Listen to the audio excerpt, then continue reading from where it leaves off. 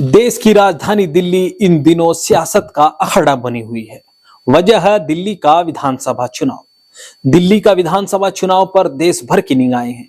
देश भर के लोग जानना चाहते हैं कि दिल्ली में 2025 के विधानसभा चुनाव में कौन जीत दर्ज करेगा। एक और जहां भारतीय जनता पार्टी है, वहीं सत्तारूढ़ आम आदमी पार्टी भी दिल्ली में किसी भी हालत में अपनी सरकार बनाने के लिए जी जान से जुटी हुई है।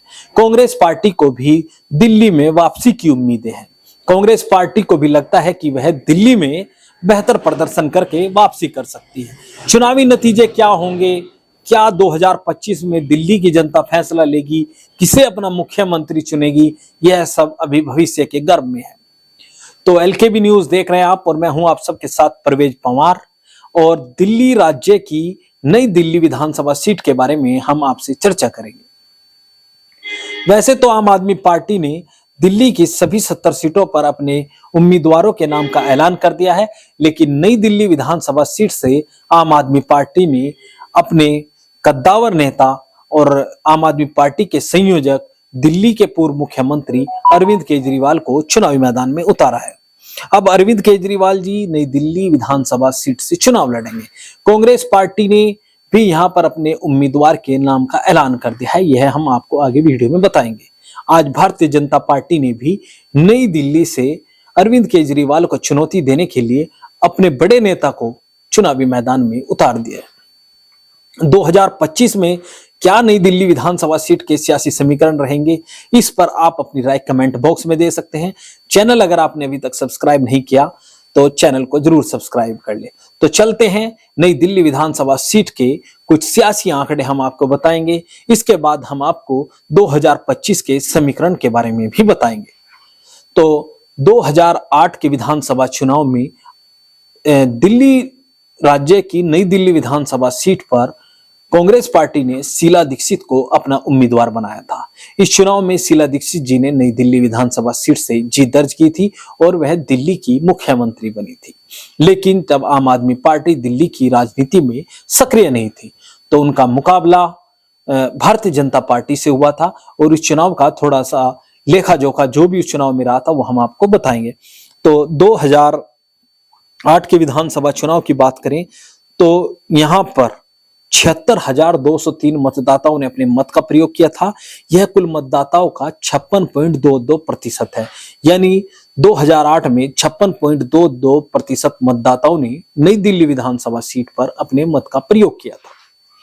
इसके अलावा इन 76,203 मतों में से कांग्रेस की जो उम्मीदवार थी दिल्ली की पूर्व मुख्यमंत्री शीला दीक्षित जी, उन्हें 39,781 वोट मिले थे।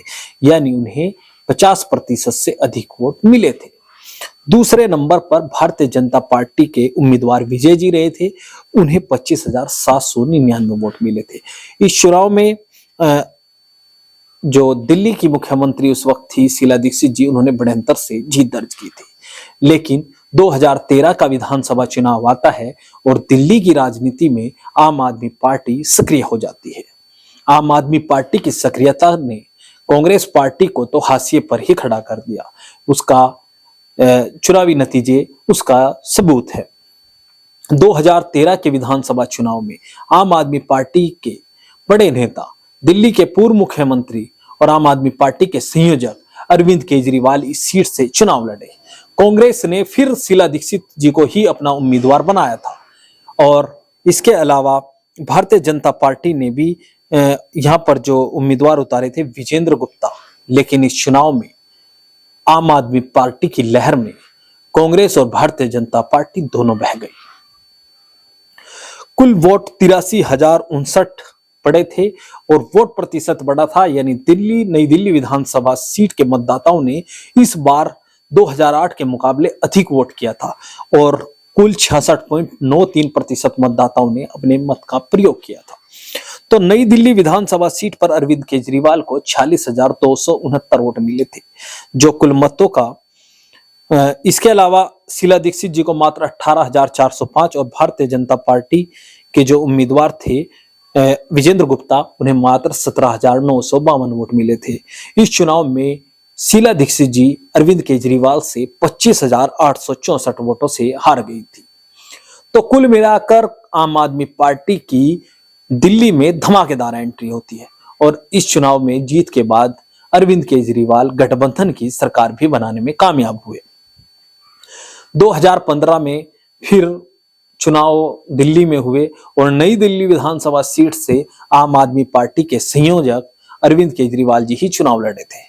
इस चुनाव में भारतीय जनता पार्टी ने अपनी फायर ब्रांड नेता नुपुर शर्मा को उनके सामने चुनावी मैदान में उतारा था। नुपुर शर्मा को इस चुनाव में 25,630 वोट मिले थे और वह 31,583 वोटों से अरविंद केजरीवाल से चुनाव हार गई थी। अरविंद केजरीवाल को इस चुनाव में 57,213 वोट मिले थे और अरविंद केजरीवाल इस सीट को जीतकर फिर से मुख्यमंत्री बने थे। अब 2022 का विधानसभा चुनाव हुआ। यहां पर आम आदमी पार्टी और कांग्रेस पार्टी के वोटों में गिरावट आई और भारतीय जनता पार्टी ने यहां पर कुछ प्रतिशत वोटों में बढ़ोतरी की, लेकिन चुनाव जीतने में आम आदमी पार्टी ही कामयाब रही। अब 2025 का विधानसभा चुनाव होना है और 2025 के विधानसभा चुनाव में आम आदमी पार्टी को चुनौती देने के लिए भारतीय जनता पार्टी और कांग्रेस पार्टी ने अपने पूर्व मुख्यमंत्रियों के बेटे को चुनावी मैदान में उतार दिया है। भारतीय जनता पार्टी ने साहिब सिंह वर्मा के बेटे प्रवेश वर्मा को दिल्ली राज्य की नई दिल्ली विधानसभा सीट से उम्मीदवार घोषित किया है। वहीं कांग्रेस पार्टी ने शीला दीक्षित के बेटे संदीप दीक्षित को चुनावी मैदान में उतारा है। कुल मिलाकर दिल्ली राज्य की नई दिल्ली विधानसभा सीट का चुनाव बड़ा दिलचस्प हो गया है और अरविंद केजरीवाल यानी आम आदमी पार्टी के नेता और पूर्व मुख्यमंत्री अरविंद केजरीवाल को चुनौती देने के लिए भारतीय जनता पार्टी और कांग्रेस पार्टी ने दो पूर्व मुख्यमंत्रियों के परिवारों के सदस्यों को चुनावी मैदान में उतारा है। आप भी कमेंट बॉक्स में अपनी राय दे सकते हैं कि दिल्ली का जो चुनाव है नई दिल्ली विधानसभा सीट पर, उसमें कौन किस पर भारी रहेगा। क्या कांग्रेस और भारतीय जनता पार्टी के उम्मीदवार अरविंद केजरीवाल को चुनौती दे पाएंगे या अरविंद केजरीवाल एक बार फिर नई दिल्ली विधानसभा सीट पर जीत दर्ज करेंगे।